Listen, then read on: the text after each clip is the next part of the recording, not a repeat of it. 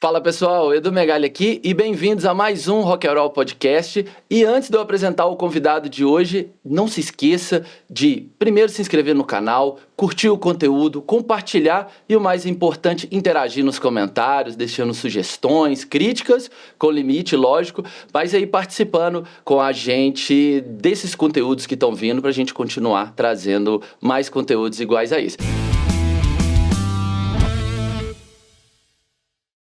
E hoje, o convidado especial, uma das pessoas mais inteligentes que eu conversei, lançou um livro aqui em BH, vou mostrar para vocês, a gente vai conversar sobre ele. E muito obrigado, viu, Mário Missaja, hoje o convidado é especial, obrigado, viu, por ter aceitado o convite. Eu que agradeço o espaço, a oportunidade de estar aqui, estou me sentindo muito bem recebido em BH, viu, cidade maravilhosa. Já comeu muito aqui? Já. Todo mundo que vem é para comer, né? Mas, cara, primeira coisa, nasceu em BH ou no Rio? Nasci no Rio, mas tenho família aqui em BH, minha irmã mora aqui e é uma representante da cidade para mim. Não, irmã, ela é a coruja, né? Porque ela protege e tá sempre junto, né? Mas vamos lá, cara. Igual eu acho que a gente conversou um pouquinho antes, a ideia do podcast é exatamente mostrar um pouco da história das pessoas que realizam coisas incríveis. E ontem eu fui no lançamento, eu e Paulinho, a gente foi no lançamento. E, cara, todo o conteúdo me pegou muito, sabe? Eu cheguei e fiquei pensando em ir no show que a gente foi, né, dos meninos da Hurricane. No final do show, até o baixista, o Henrique, né, ele tava falando sobre isso, que foi um assunto que pegou demais, sabe? A gente ficou pensando, e eu fiquei com isso, e eu falei, cara, não, temos que fazer um episódio com ele. E, primeiro, me conta um pouco da sua vida, conta quem é o Mário.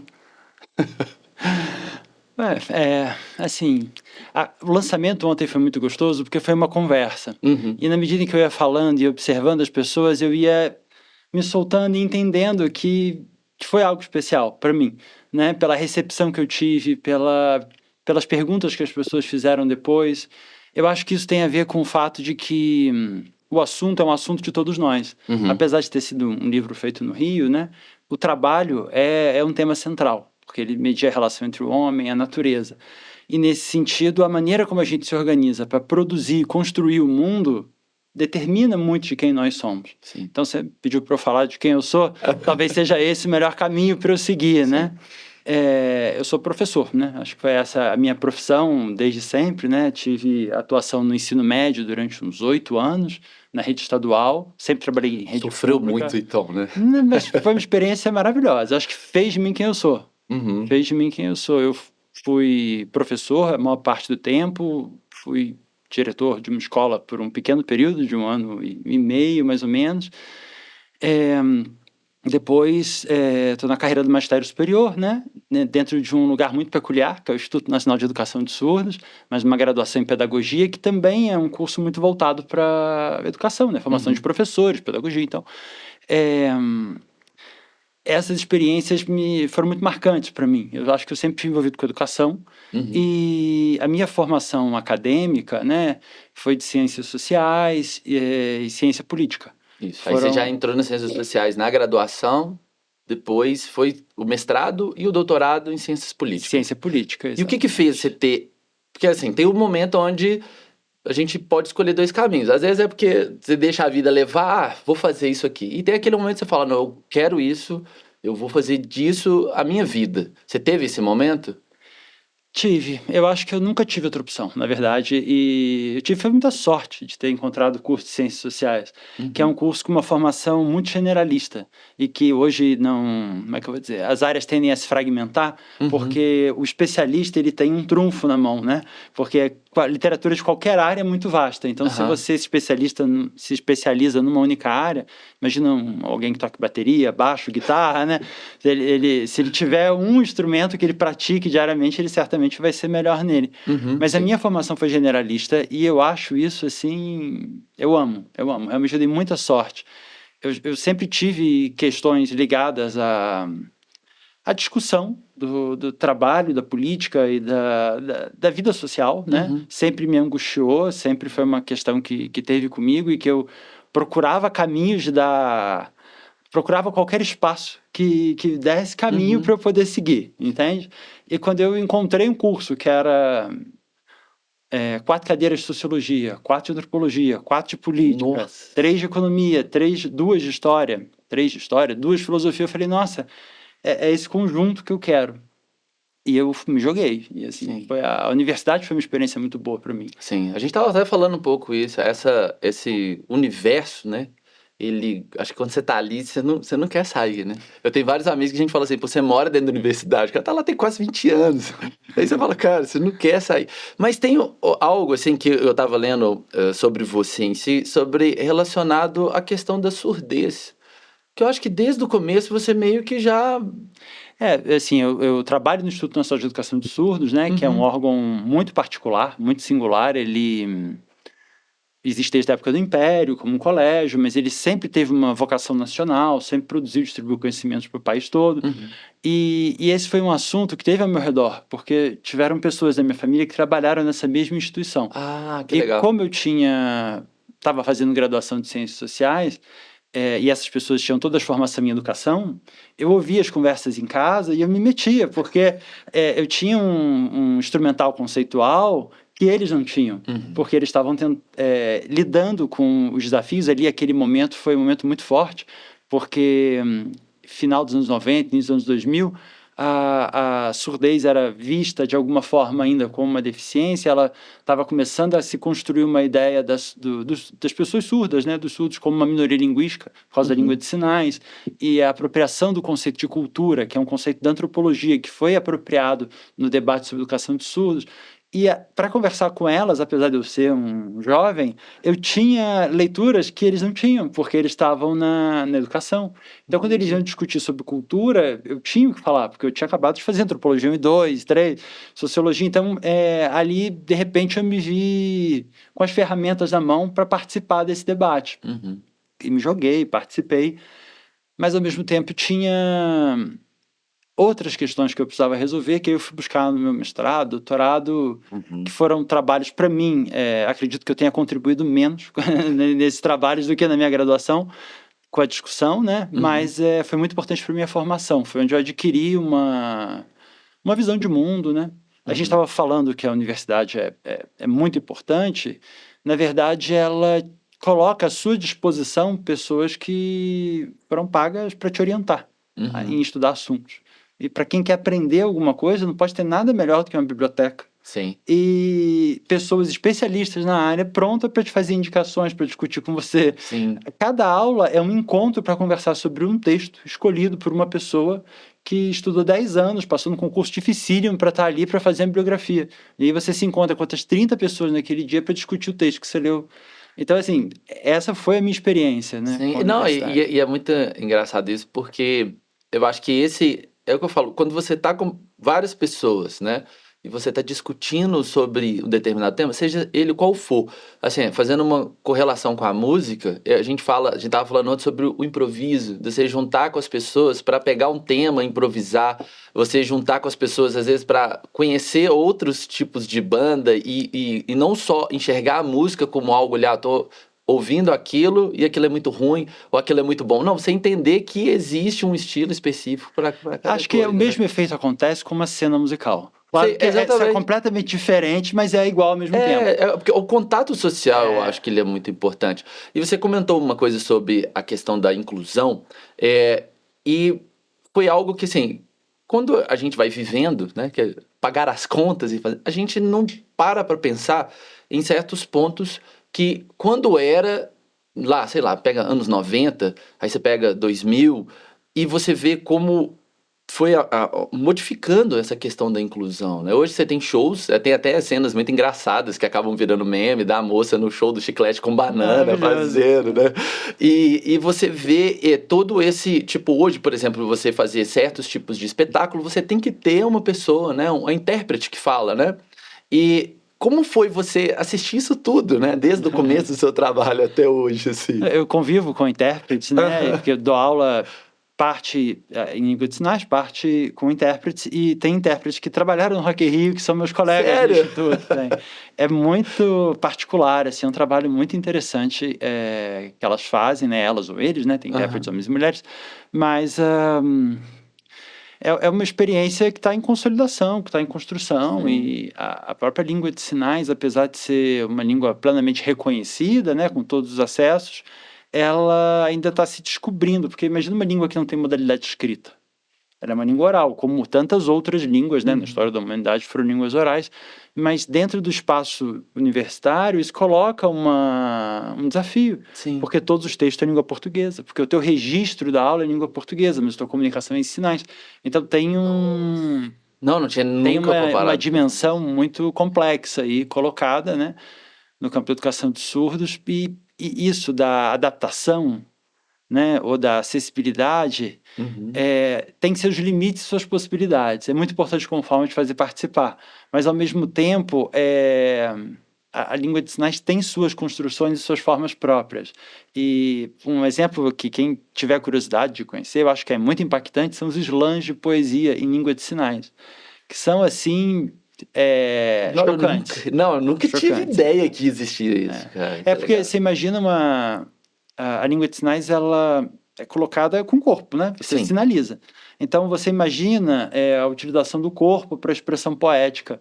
E ganha tem um pouco de influência do hip hop, talvez, Sim, né, em algumas questões, mas assim, ganha uma estética muito própria, algo muito particular, que eu acho que não é parecido com muitas coisas que eu conheça. Pode ser que tenha outras que eu não conheça. Entendi. E assim, eu vou fazer uma pergunta que eu sempre tive curiosidade em relação a isso. Como funciona, por exemplo, a língua de sinais em outros idiomas? São línguas completamente autônomas. No caso, só para ilustrar esse ponto, né, o Brasil, o início da educação de surdos do Brasil tem a ver com a chegada de um professor francês chamado Rouet, que era surdo e formado no Instituto de Paris. Então, a nossa língua de sinais tem uma grande influência da língua francesa. Mas a nossa língua, que a gente está falando agora, o português, ela tem uma influência de Portugal, né? Então, para você ver que não há correlação entre a língua nacional, vamos dizer assim, a língua oficial, e do outro lado a língua de sinais. Elas podem percorrer caminhos completamente diferentes. Até porque sinalizar por exemplo, não tem sentido conjugação verbal, não tem sentido uso de pronomes, é tudo completamente diferente e Entendi. é uma outra forma de estruturar o pensamento. Mas tem uma modificação muito grande, assim, ou é algo meio que universal? Não. Uma pessoa que sai daqui para aprender a língua de sinais nos Estados Unidos, ou sei lá, um extremo, no Japão, por exemplo, o que mudaria um ponto disso? Isso é uma dúvida que eu tenho outra muito língua, grande. É outra língua. Mudaria Entendi. como se você falasse português e fosse falasse. falar japonês.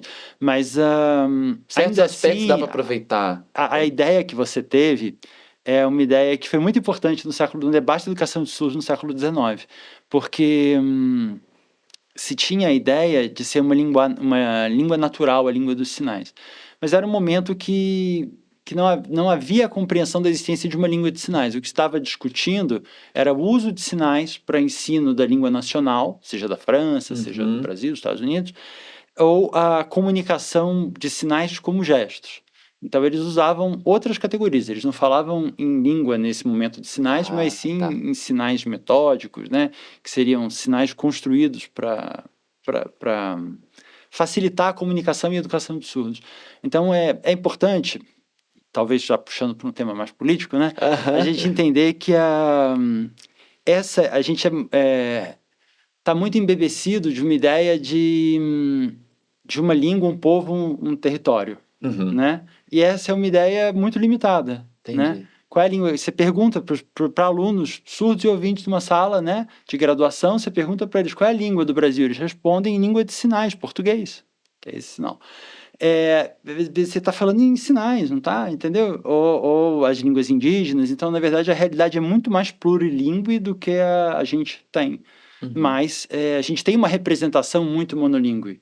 E você fez menção a coisa que a gente estava falando antes, né?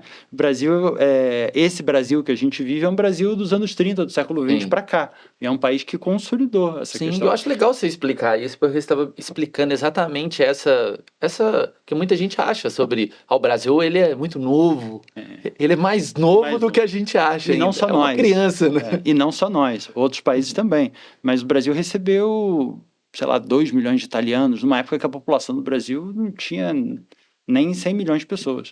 O Brasil recebeu a maior imigração japonesa do mundo, foi para o Brasil. Né? Foram 5 milhões aproximadamente de pessoas que foram trazidas pelo tráfico de escravos, trazidas à força, né? Do continente africano para cá, que passaram pelo portal do não retorno em Benin e aterrissaram no caso do Valongo, no Rio de Janeiro.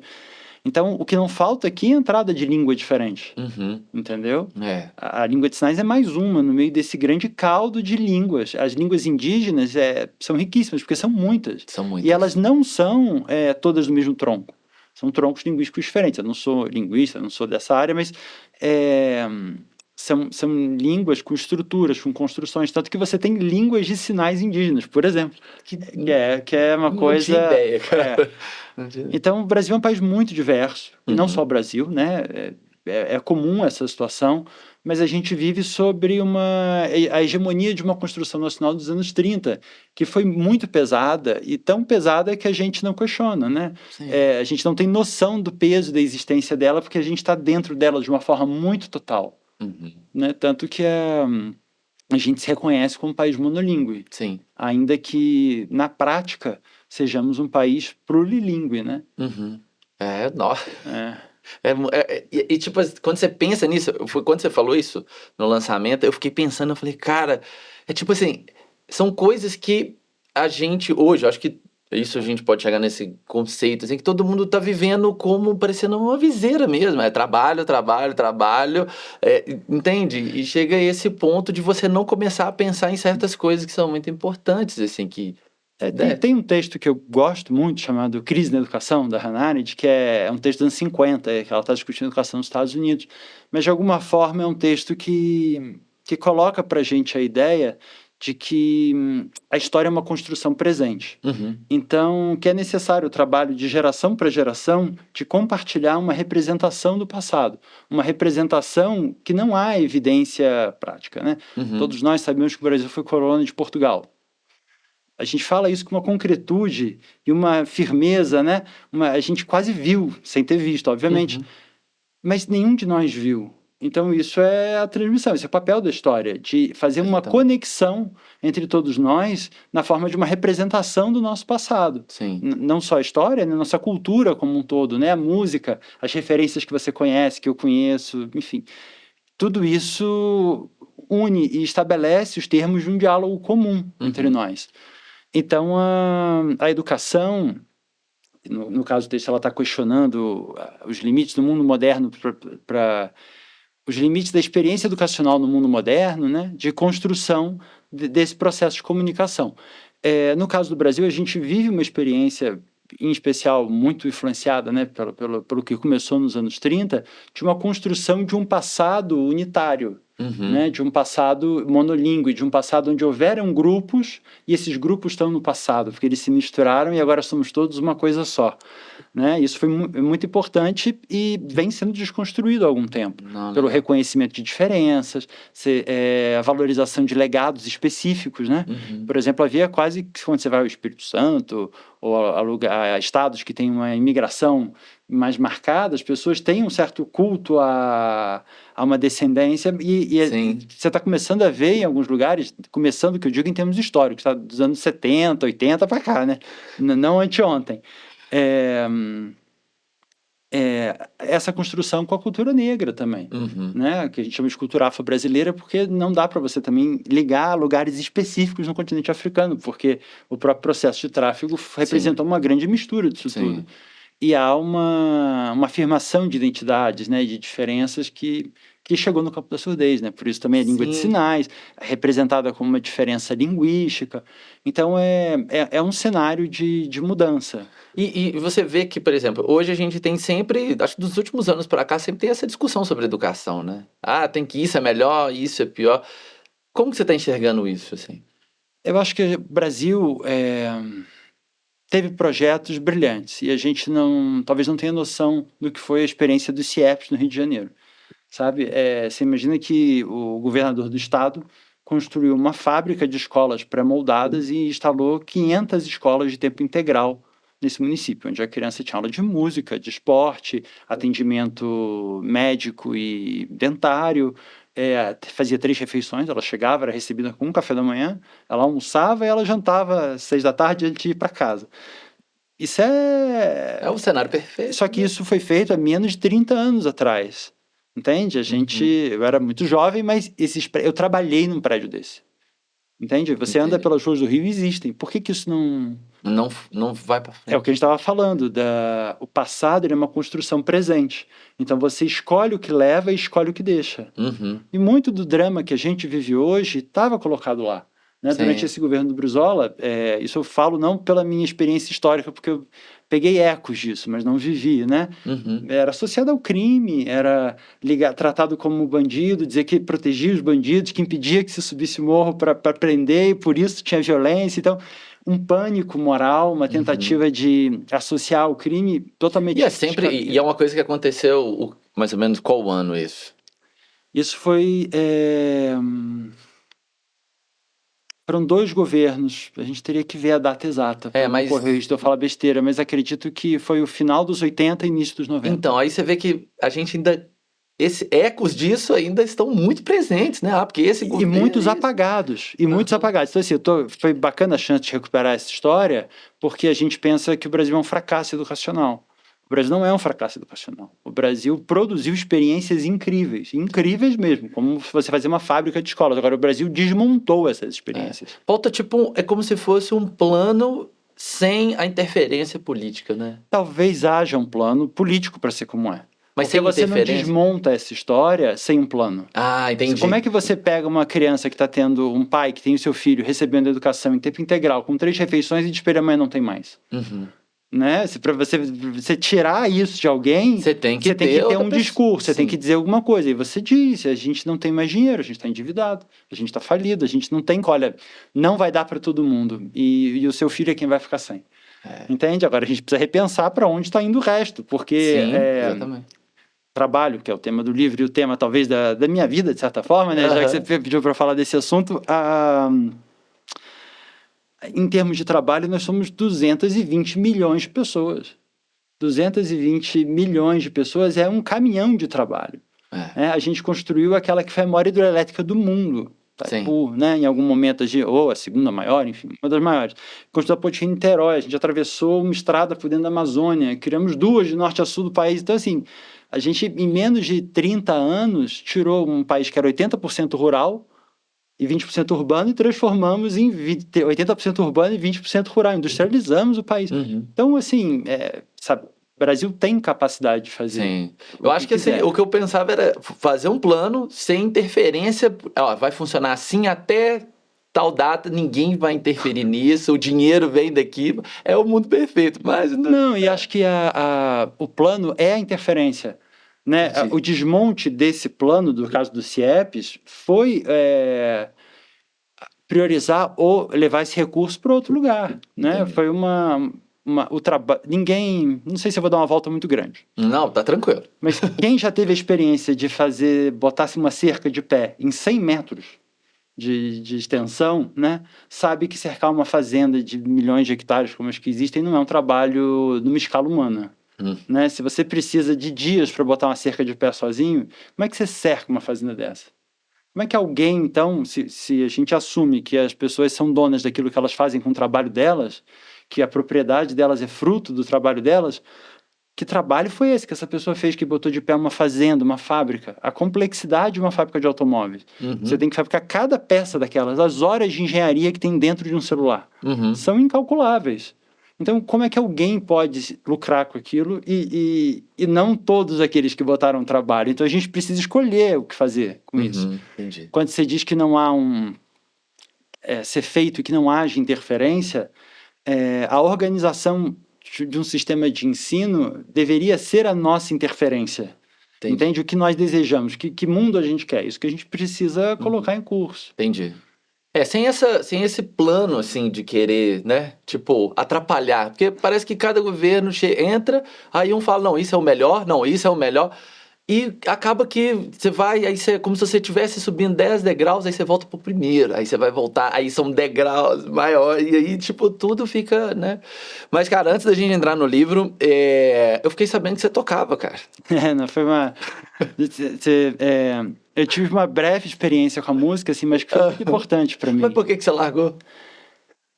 Eu acho que eu toquei baixo por muito pouco tempo, né? Uhum. Uma banda de punk rock, então posso dizer que era muito simples, tudo absolutamente simples. Mas o que eu vi ali na música, eu estava no ensino médio, era uma chance de dizer o que eu queria dizer. Então, Uhum. tive bons amigos, bons colegas, a gente discutia, escrevia zines, fazia montagens em máquina de Xerox Uhum. com uma estética muito característica, assim, Sei. do punk, né? É uma banda muito pouco conhecida, o Crash, mas quem vê a capa de um disco do Crash vai entender exatamente o que que apaixonou a gente naquela época. E os zines tinham aquela cara um pouco, o barato era poder gritar no palco e distribuir as ideias. Então, Entendi. quando eu cheguei na universidade, eu achei outras ferramentas para fazer isso, que me contemplaram. Então, eu não tinha Mais um. como fazer dessa maneira. Se eu podia escrever, podia ler, podia seguir por outros caminhos. Entendi. Mas hoje, olhando para trás, eu percebo que foi uma coisa muito importante assim, na minha Entendi. vida. Até veio aqui no podcast o João do Ratos. E eu sempre tive curiosidade, porque assim, o punk ele foi um movimento que ele chegou chegando, né? Assim. Sim. E quanto ele, quanto o Fio que hoje está no CPM, eles sempre falam assim, cara, quando a gente viu aquilo, a gente percebeu que era possível fazer. Entendeu? Era acessível a todos, não precisava ficar lá fritando horas, tocando, a gente Isso viu é que era. maravilhoso, assim, para mim primeiro, é porque assim, existem muitos punks, né? Você Aham. pode Ramones, ou mesmo como é que o Crash e o Clash estão na mesma cidade, né? Estão ali no mesmo lugar, no mesmo país. Mas sempre a estética sempre me atraiu muito, né? A estética do punk como aquilo que coloca no palco o quebrado, o sujo, o acabado, Uhum. transforma o que não prestava na estrela principal da companhia. Eu acho que isso é uma coisa muito interessante que para mim falou muito. Uhum. E sempre foi muito politizado. E Sim. politizado ligado a uma ideia de anarquia, né? De insujeição completa, enfim, que foi uma ferramenta importante para mim, que eu precisei disso em alguns momentos da minha vida para entender meu lugar no mundo. E a música me deu tudo isso, Sim. assim. E E aí assim, você tá numa arte e você vai para outra arte, que é a fotografia, né? Que aí a gente já prepara para entrar no livro. Como que a fotografia te pegou? Porque não tem essa de, eu escolhi na hora que entra a arte, não tem como, cara. Ela te escolhe, é isso aqui, vem aqui. Como que é, foi? a fotografia, talvez assim, eu nunca tinha pensado nisso, mas falando que a gente se explicando, a gente acaba se entendendo, né? Até o que a gente não sabia. Uhum. Ah, a minha relação com a música tem muito a ver com a fotografia. A estética é muito próxima. Uhum. Né? Folheando o livro, você vai encontrar imagens com muito movimento. Sim. Quero dizer, com uma velocidade de obturador lenta e essa figura borrada que representa a ação, né? Ao mesmo tempo a escolha do preto e branco, que é um preto e branco com uma característica particular, né? Quero dizer, a imagem analógica, você pode chegar nela pela digital, se você quiser tentar simular esse efeito, né? Mas a imagem analógica, no caso com ISO de granulação, filme com ISO de granulação ISO 400, é uma granulação mais alta, um filme um pouco mais áspero, uma revelação que leva para esse caminho também. Então eu identifico muito, acho que a própria capa do livro tem muito a ver com a estética do punk rock. Entendi. E o que foi a motivação para criar esse livro? Tipo, a motivação Eu acho que central, assim. esse sentimento de que não basta ver, né? Que é preciso discutir. Uhum. Acho que a fotografia, ela me deu a possibilidade de registrar. E quando eu entendi isso, eu me apaixonei e abracei ela, porque você registra o que vê e registra mais do que vê. Você registra também aquilo que você sente no primeiro momento. Porque numa foto você leva muito mais do que você pensa que está levando. Uhum. Quando você volta a ela, você entende que tem um momento, ainda mais a fotografia de rua, que você anda e você tem 1 segundo para fazer, né? Eu uso câmeras mais ou menos ali dos anos 50 e 60, Ah, que legal. que exigem que você trabalhe manualmente. Então tem uma espécie de imersão nesse processo, onde você tem que estar mudando a exposição, mudando a profundidade, o foco, né? Controlando a profundidade de campo, Sim. para que você possa fazer as fotos que são acasos felizes que passam por você naquele segundo na rua, enquanto você está cruzando. Entendi. Então tem um processo de imersão e isso tira de alguma forma a consciência. É claro que tem um plano de voo, tem ideias, mas a realidade vai te surpreendendo. Entendi. Quando eu encontrei essa possibilidade da fotografia, que eu me tornei fluente nesse instrumento, né? Aham. Como um baixo, Porque uma é guitarra. difícil demais, tá? Assim, quem pega uma câmera, cara, acho que é muito difícil, cara. Não, eu acho. E tem tudo ainda, né? Tem a luz, aí tem. Tipo, o externo todo influencia ali, né? Eu sei que na guitarra, pô, também tem uma coisa assim, mas a fotografia, ela ainda tem algo assim que também é muito parecido com a guitarra, pensando bem, que é essa questão também da inspiração também, de você fazer algo que, né? Igual, por exemplo, tem imagens aqui no livro, né? E é por isso que eu quero entrar nessa pergunta, que tem imagens, cara, que a gente vê todos os dias na rua. Não, E aí, de repente, você vê essa imagem e essa imagem te impacta e aí você pensa, eu vejo isso todo dia na rua. Por que eu não tá me impactando mais? Perfeito, assim, Entende? acho que as perguntas que você está me fazendo estão caminhando numa direção. Eu não sei se eu estou conseguindo responder a Não, todas tá elas, mas a perfeito. gente está indo numa mesma direção. Que é a fotografia me deu a chance de capturar certas coisas. Às vezes mais do que eu estou entendendo, às vezes mais do que eu estou sentindo, porque se você tem que passou uma nuvem, reduziu a exposição, você precisa, né, mudar ali, abrir mais diafragma, aumentar o tempo. Você está vendo uma pessoa se aproximando, você tem que imaginar em que ponto você vai tirar a foto para você acertar a profundidade de campo, porque é por escala, né? Sim. Você não tem tempo de você olhar e fazer o foco. Você precisa entender que você vai cruzar aquela pessoa a 2 metros, então você bota a lente a 2 metros e quando você está a essa distância dela, você tira a foto Nossa. para que saia no foco. Então, esse processo te deixa imerso e você vai registrando, fotografando, sentindo aquilo e aí você tem as palavras, que são as imagens, né? No caso, cada fotografia é como se fosse uma palavra. Aí você precisa agora montar o discurso, montar o texto. E o texto é colocar uma palavra do lado da outra para dizer alguma coisa. Então, assim que vai nascendo o sequenciamento. Talvez o resultado final não seja nem a foto, o resultado final seja o livro. Sim. Porque é no livro que essas palavras viram discurso. E tem a ver com a música no sentido de que o uso da guitarra, ou do baixo, ou da bateria precisa ser íntimo, né? Você Sim. precisa estar fluindo com aquilo e se expressando. Você não pode estar pensando o que você vai fazer.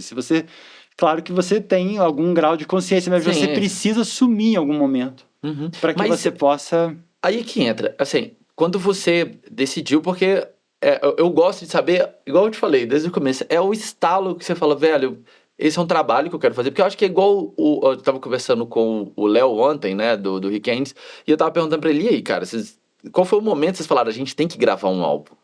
Entende? E isso aqui, todo esse trabalho, ele é como se fosse isso, você teve um momento que você falou assim, esse livro ele vai funcionar assim, assim, ou você foi deixando fluir, assim, pra chegar nesse ponto? Foi muito planejado. Acho que, assim, só queria fazer um parêntese, você Tá, falou dos pode. álbuns, eu acho que era muito melhor ouvir música em álbuns, né? Porque o álbum combina as músicas e te dá um caminho. Exatamente. Ao contrário da música solta. Então, é isso, né? Aquele Você pensamento da precisa- música clássica mesmo, quando você ouve o começo ali, ele te leva por um caminho até... O álbum precisa ser construído como um discurso Exatamente. do músico, né? E, enfim, tem álbuns que você sente isso.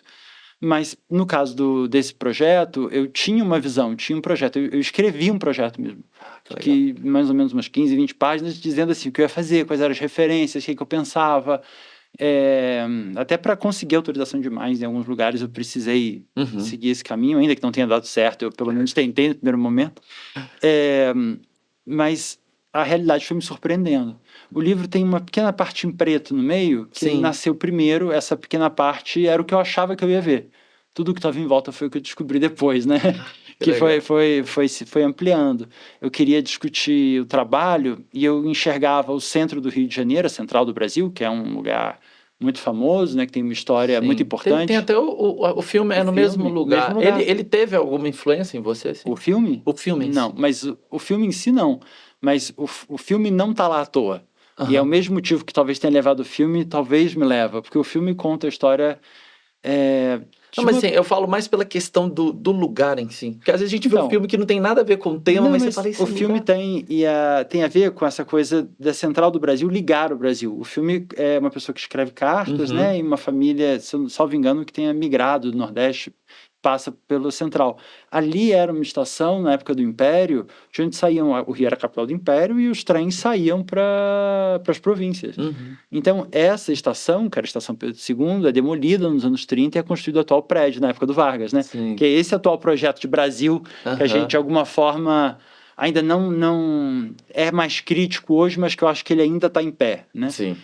Então, eu fui para esse cenário, talvez pelo mesmo motivo. Ali foi o coração de um Brasil, de alguma Uhum. maneira. O prédio, que foi a sede do governo na República Velha, fica a 300 metros. Sim, é pertinho. O Batalhão Duque de Caxias, que era a sede do Exército na República Velha e no Império, acredito também, fica ali a 200 metros. Então você está andando e atrás está a Providência, né? Chamada hoje de Uhum. Providência, mas que o nome original era Morro da Favela, né? E foi daquele lugar que nasce o nome de favela, Sim. que é um nome fundamental para o Brasil, né? Uhum. Então é um lugar assim que tinha muitos motivos para eu estar lá. O que eu não tinha clareza é que o redor, a dimensão do trabalho é muito mais complexa nesse Uhum. espaço. Andando, eu achava que eu ia ver pessoas vindo ao trabalho, né? Como se fosse um rio descendo, trazendo os braços que movem o mundo, que são os trabalhadores. E eu me dei conta de que, na verdade, tem trabalhadores que moram na rua parte da semana, tem trabalhadores que estão na favela, tem trabalhadores que trabalham atendendo as pessoas que passam. Então, não existe uma casa e uma rua, existe toda uma dimensão entre uma coisa e Entendi. outra, e onde a produção, que é o trabalho, e o consumo, né, que é a distribuição dos bens que a gente coletivamente constrói, coletivamente eu digo, porque Uhum. numa simples peça de roupa como essa, tem o trabalho de dezenas de pessoas, né? Do fio, do botão, da De costura, do tudo, né? transporte, da venda. Então, tudo isso é um produto coletivo. E, de alguma forma, a maneira como é distribuída também é feita por regras coletivas, né? Porque quem recebe quanto, né? O que cada um Uhum. pode comprar, quanto se cobra de imposto sobre uma coisa, quanto se cobra de imposto sobre a outra. Tudo isso são decisões humanas, são decisões Sim. políticas, entende? Então não se trata de um caminho sem interferências, mas se trata de nós interferirmos, porque somos a única espécie que tem esse privilégio de construir Sim. suas regras, né? Então a Exatamente. gente precisa exercer essa condição. E por isso, talvez, o livro. Uhum. Porque a gente vê, como você falou, e não enxerga mais de tanto que vê. Sim, isso é Então, muito. é necessário de alguma forma que a gente consiga ver isso novamente. Como é que Então, você esse faz? tipo, essa ideia que quando você olha assim, você quis provocar, né? Acho que na pessoa A que vai. pergunta do título, para quem trabalhamos, é isso. Porque a pergunta fala com você, né? Então a ideia era tentar de alguma forma provocar. Esse trabalho atende a quem? Porque certamente não atende a quem está carregando o fardo pesado na rua. Não, eu vou falar que você provocou, tá? Hoje, desde ontem eu falei, caramba, sabe?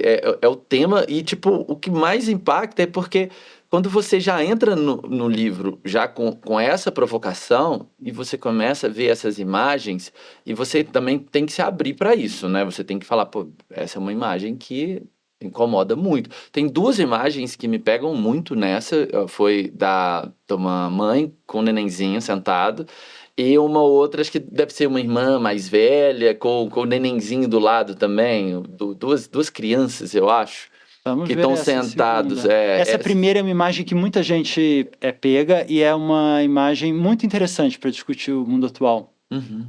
Ela é uma imigrante que está no Que- Brasil. Então, assim, uma das coisas que eu vi nesses 4 anos e meio essa imagem aqui, deixa eu ver é se. Olha se você consegue pegar aqui, Paulinha, essa imagem. Tá na minha câmera aqui? É, essa aqui. Essa imagem.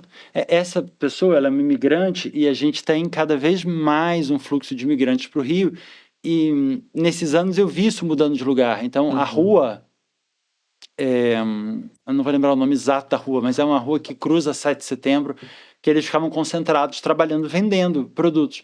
E aqui, essa região está sendo ocupada, né? Estão passando a Essa produzir. também. É uma imagem Essa da senhora do maravilhosa.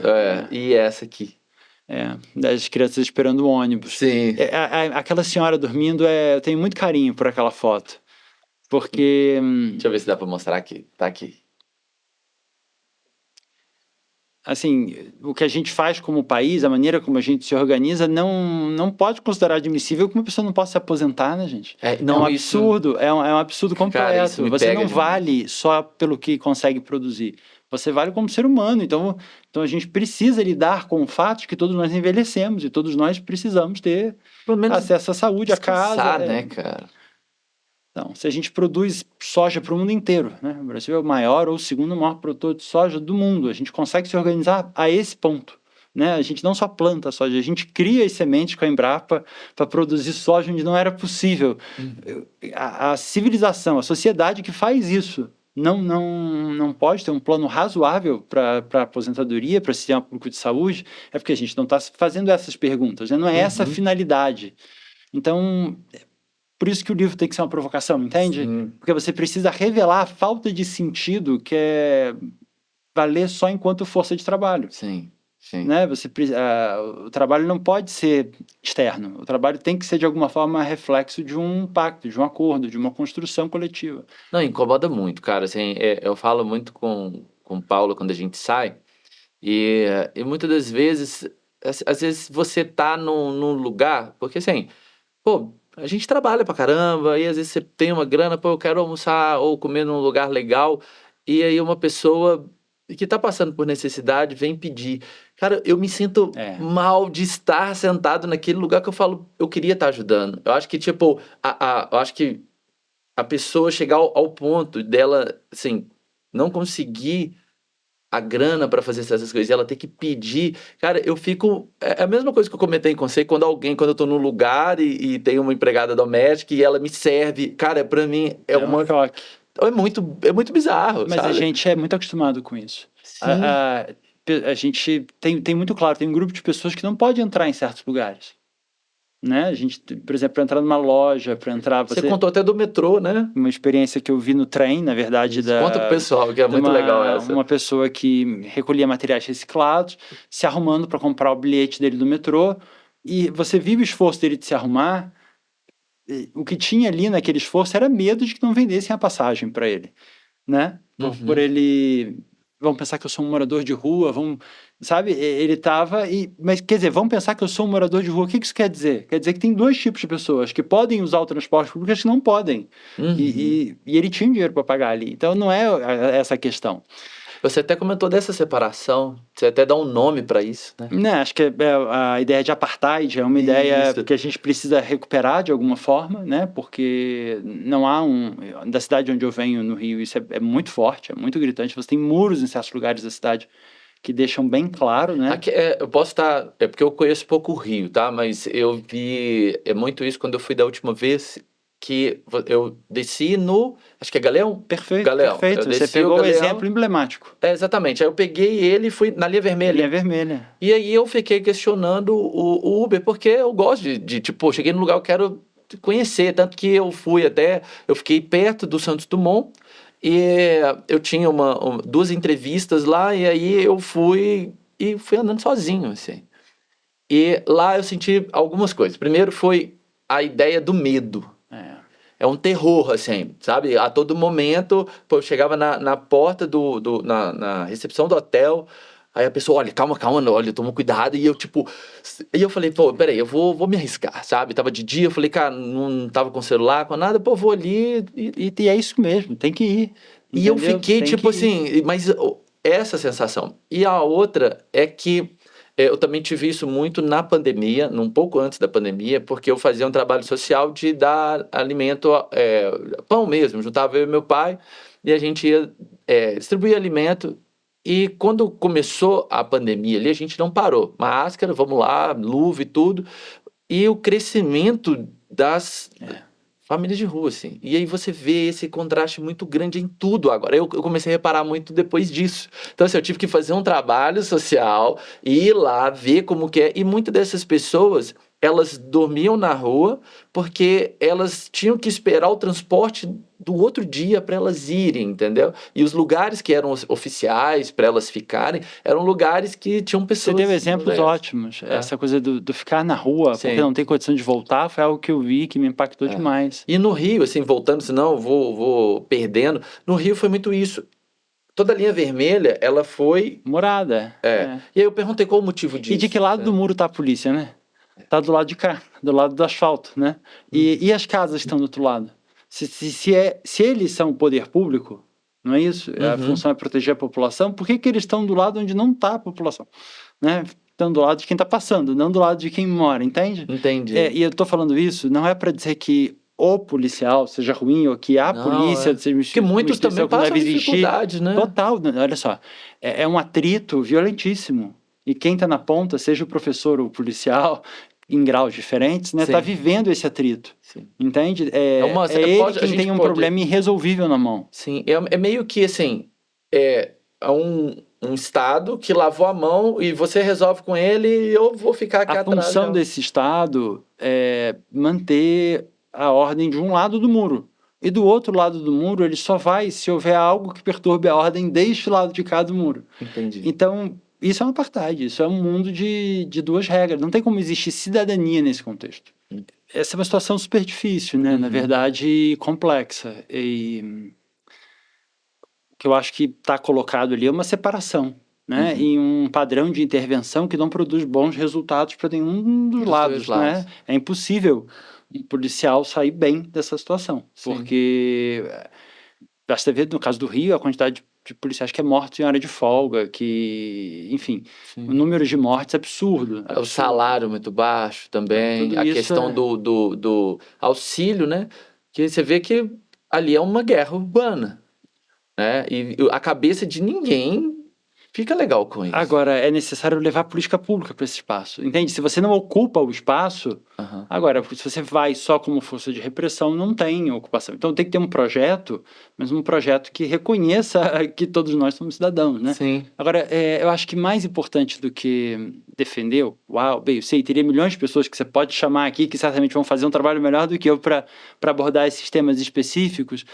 O que eu acho que é interessante dizer é que, assim, para além da dimensão da ação individual, do se compadecer, ou do não achar correto, do não achar justo, é necessário a construção da ação coletiva, né? A transformação desse mundo. E existem mecanismos para isso. A gente não pode deixar esses mecanismos serem gastos sob o pretexto da corrupção. Entendi. Porque essa é uma forma, entende? Se você deslegitima todo esse processo, você não está vendo efetivamente como ele produz essa injustiça.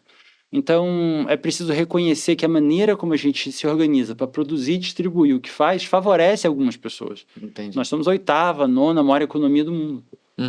Se a 8ª, 9ª maior economia do mundo, 220 milhões de pessoas que trabalham, né, não tem condições de fazer isso, não é falta de recurso.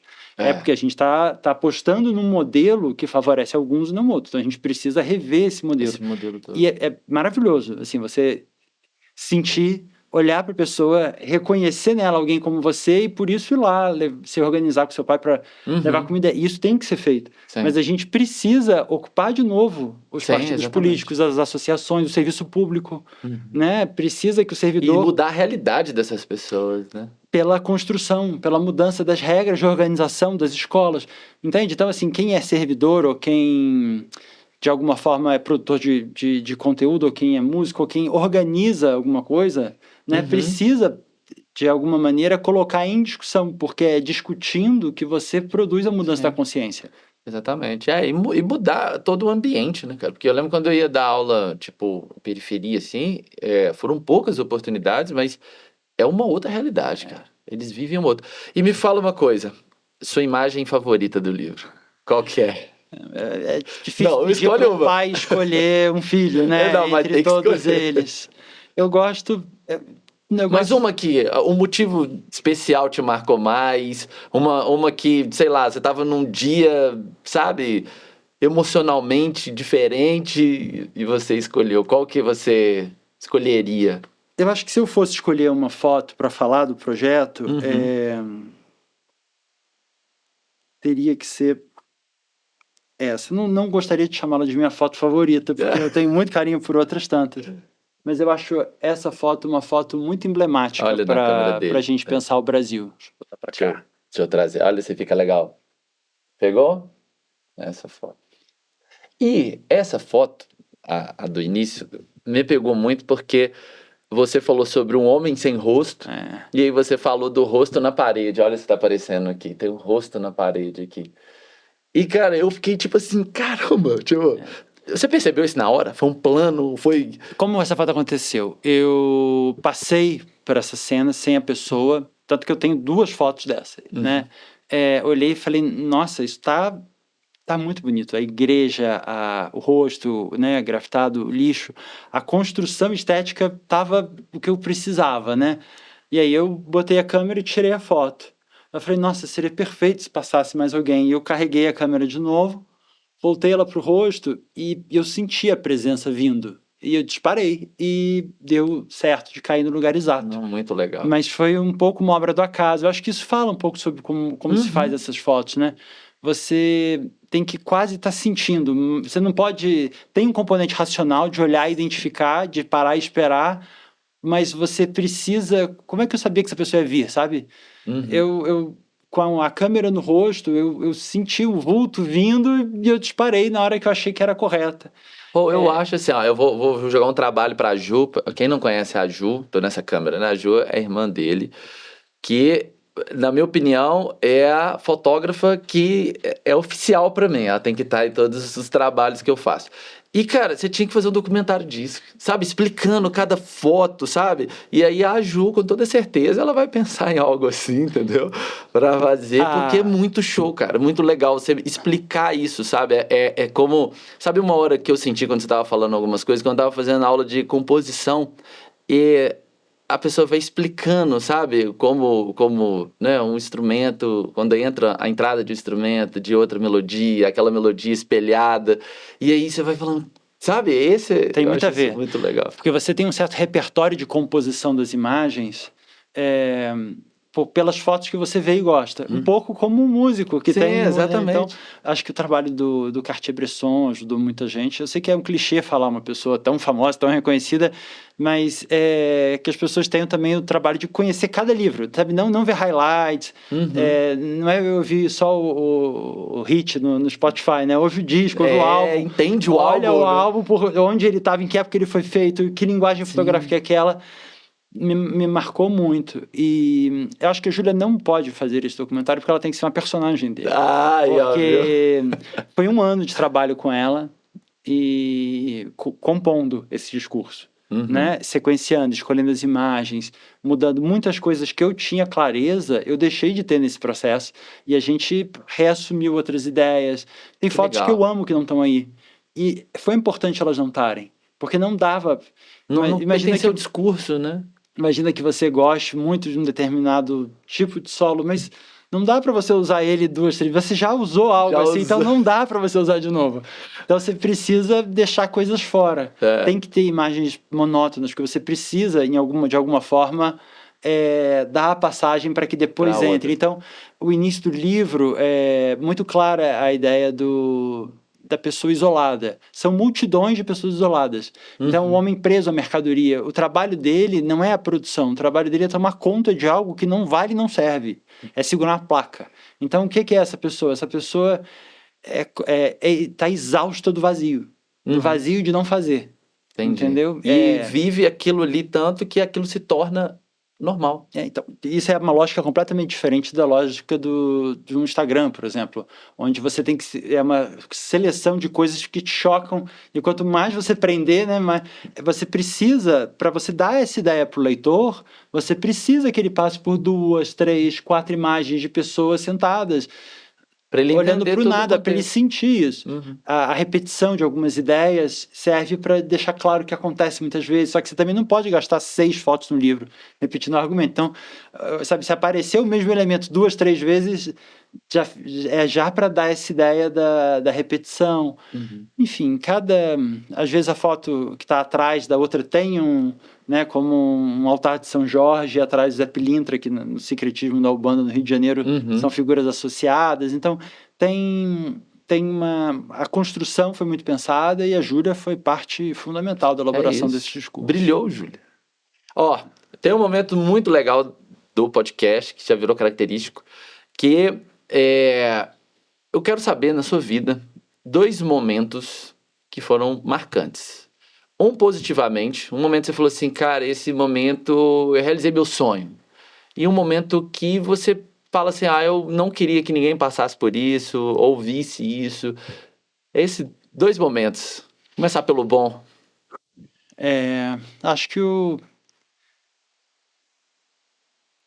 vou citar um momento relativamente recente, uma coisa que eu não sei o tamanho que vai ter na minha vida ou não, mas enfim, para mim foi importante. Eu acabei ensino médio, né, graduação, mestrado, doutorado, trabalhei no ensino médio muito tempo, 8 anos, não tanto tempo assim, mas entrei depois no magistério superior e eu tive muita dificuldade de consolidar o que eu entendo como um projeto de pesquisa no campo da educação de surdos.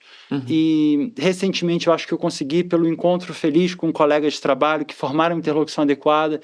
Então hoje eu vejo um trabalho que eu faço no Instituto, que não tem nada a ver com fotografia, onde a gente forma alunos do curso à distância, né, que estão em lugares diferentes do Brasil, eles estudam a educação de surdos nos seus municípios, e nesse processo a gente produz o quê? Né? Um agente inserido no contexto educacional dele que tem os dados da educação de surdos do município dele.